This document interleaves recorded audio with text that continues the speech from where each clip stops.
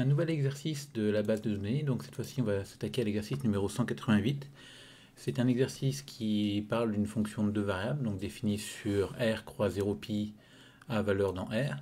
Et pour cette fonction-là, on vous demande d'abord de montrer qu'il y a un unique point critique et d'étudier en ce point critique si c'est un extrémum ou non. Donc déjà, la première chose qu'on peut remarquer, c'est que l'ensemble de définition de la fonction R croix 0 pi est bien un ouvert. Donc pour voir ça, on peut regarder un petit peu ce que c'est que cet ensemble-là. Donc R croix 0 pi, fois moins pi pi, pardon. C'est l'ensemble des xy appartenant à R2 tels que moins pi plus petit que y plus petit que pi. Et l'idée, ça va être de réécrire cet ensemble comme l'intersection de deux ensembles. Donc l'ensemble des xy appartenant à R2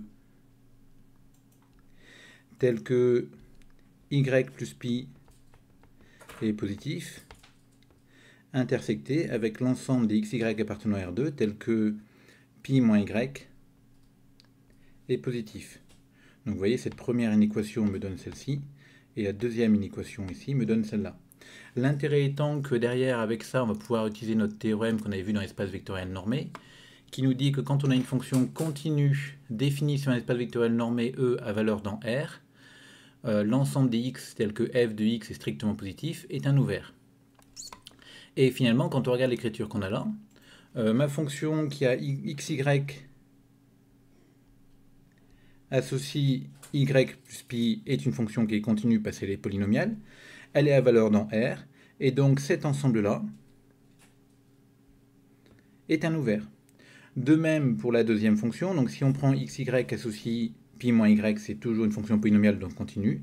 Mon deuxième ensemble est donc un ouvert aussi. Et finalement, mon ensemble de départ s'écrit comme une intersection finie d'ouverts, donc il s'agit d'un ouvert. Donc voilà, c'est pas forcément une question qui est demandée, mais c'est bien de savoir le faire, donc c'est pour ça que j'en reparle ici. Et après, donc, on vous demande de démontrer qu'elle admet un unique point critique. Donc un point critique, c'est un problème de définition, c'est un point où les dérivées partielles premières s'annulent, toutes les deux en même temps. Donc on commence par dire que f est classe C1. Pourquoi? Quand on regarde f, c'est l'exponentielle qui est continue, composée avec la fonction qui a xy associe x sinus y. Et ces fonctions-là, sinus y, c'est la composée de la fonction sinus, enfin de la fonction xy associe y, donc une projection sur les coordonnées composée avec la fonction sinus. Xy qui s'envoie sur x, c'est une fonction de coordonnées. Et finalement, c'est un produit de fonctions de classe C1, donc tout va bien, tout le monde est C1 ici. Bon, ce qu'on peut résumer en disant qu'elle est classe C1 sur R croix 0 pi, croix moins pi pi, par opération sur la fonction usuelle. Et du coup, quand on regarde pour tout xy appartenant à R croix moins pi pi, on calcule nos dérivées par rapport à x.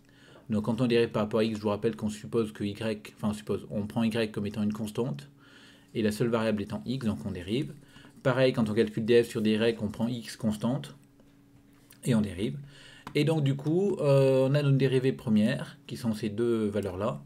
Et donc xy appartenant à R croix moins pi pi est un point critique, si et seulement si nabla f de xy égale 0. Nabla f, je vous rappelle que c'est le gradient, et le gradient, ça veut dire que les deux dérivées partielles, enfin le gradient, c'est le vecteur composé des deux dérivées partielles, et donc le gradient égale 0, ça veut dire que mes deux dérivées partielles sont nulles. Je peux directement enlever le exponentiel x sinus y, parce que c'est une exponentielle donc strictement positive, donc ça ne peut pas s'annuler. Donc un produit s'annule, c'est seulement si un des termes est nul. Comme le deuxième est non nul, c'est le premier qui est nul. Pareil ici, il me reste x cos y égale 0. Après, ici, n'oubliez pas la condition de bien poser à chaque fois que vous cherchez un point critique où se trouve le xy. Notamment, on voit ici que le y est dans moins pi pi, et sur moins pi pi, ouvert, sinus y égale 0, si et seulement si y est égal à 0. Et donc du coup, on peut remplacer dans la deuxième équation, et donc on obtient x fois cos 0, donc x fois 1 égale 0. Donc on trouve comme seul point critique 0, 0. Vous remarquerez que cette information-là, le fait que y soit dans moins pi pi, est une information fondamentale pour résoudre ce système-là. C'est pour ça, j'insiste, bien penser à écrire où se trouve votre xy avant de commencer votre système. Donc mon seul point critique sur R croix moins pi pi, c'est le point 0, 0. Et après, on vous demande de regarder s'il s'agit d'un extrémum, d'un minimum, etc. Minimum, maximum, donc regardez ce qui se passe en 0, 0. Donc l'idée, toujours, c'est de commencer par calculer f de 0, 0. Donc f de 0, 0, ça fait 1.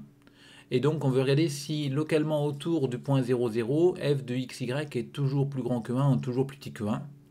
Alors ici il y a une exponentielle, donc pour savoir si c'est plus grand ou plus petit que 1, il suffit de regarder si la quantité à l'intérieur de l'exponentielle est positive ou négative. Et on voit qu'ici la quantité peut être à la fois positive ou négative. Donc on va ici trouver deux chemins particuliers. Donc si on prend pour tout x dans 0pi, f de xx, donc si je prends x dans 0pi, xx est bien dans mon ouvert r croix moins pi pi, et je calcule cette valeur-là, c'est plus grand, alors x sinus x ici est une quantité qui est positive, strictement, donc c'est strictement plus grand que 1. Et si je prends f de moins xx, pareil, moins xx est bien dans mon ouvert. Et quand je calcule, cette fois-ci, le moins x sinus x va être strictement plus petit que 0. Et par stricte croissance de la fonction exponentielle, mon f de moins xx sera strictement plus grand que 1. Donc j'ai trouvé comme ça, alors bien sûr, quand je fais tendre mon x vers 0, bah, xx tend vers 0, 0, moins xx tend vers 0, 0. Et j'ai f de xx qui est strictement plus grand que f de 0, 0, qui est strictement plus grand que f de moins xx. Et donc on voit bien comme ça qu'au point 0, 0, je n'ai ni un maximum parce que j'ai des valeurs plus grandes au voisinage de 0, 0, ni un minimum parce que j'ai des valeurs plus petites au voisinage de 0, 0. Donc comme c'est ni un maximum ni un minimum, ce n'est pas un extrémum, et ma fonction n'a pas d'extrémum local en 0, 0. Et on peut donc conclure qu'elle n'a pas d'extrémum local tout court, ni d'extrémum global, parce que je vous rappelle que si on a un extrémum, vu qu'on est sur un ouvert, c'est forcément en un point critique.